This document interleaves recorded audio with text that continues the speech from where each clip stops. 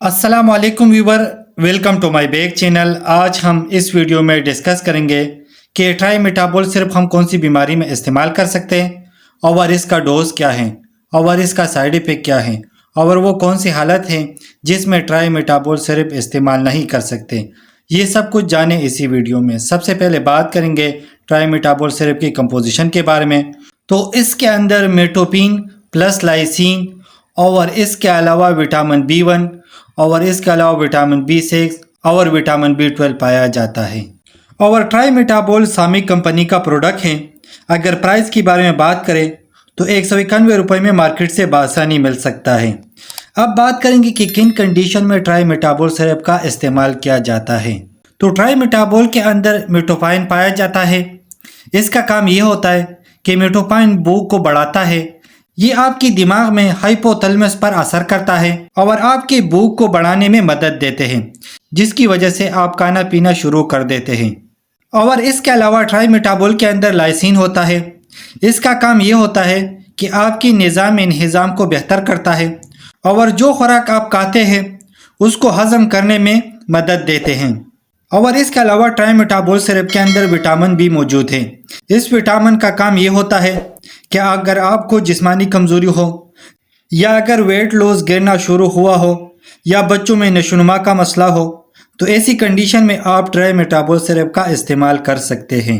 और इसके अलावा भूख न लगने की वजह से खून की कमी हुआ हो या अगर जिस्मानी कमज़ोरी हुआ हो या अगर बच्चों में ग्रोथ कम हो जाना शुरू हो जाते हैं और इस वजह से बच्चे कुछ खाते नहीं हैं तो वेट लॉस होना स्टार्ट हो जाते हैं, तो ऐसी कंडीशन में आप ट्राइमेटाबोल सिरप का इस्तेमाल कर सकते हैं।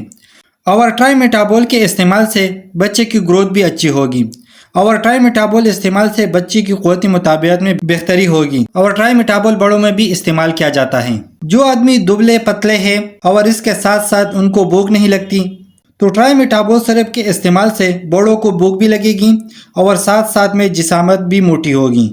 और इसके अलावा ट्राइमेटाबोल के इस्तेमाल से इम्यूनो सिस्टम भी मजबूत होगा। और इसके अलावा हमला खवातीन भी ट्राइमेटाबोल इस्तेमाल कर सकते हैं, क्योंकि हमला खवातीन को अक्सर भूख की कमी होती है और इसके अलावा हीमोग्लोबिन की कमी होती है, तो ऐसी कंडीशन में ट्राइमेटाबोल सिरप का इस्तेमाल किया जाता है।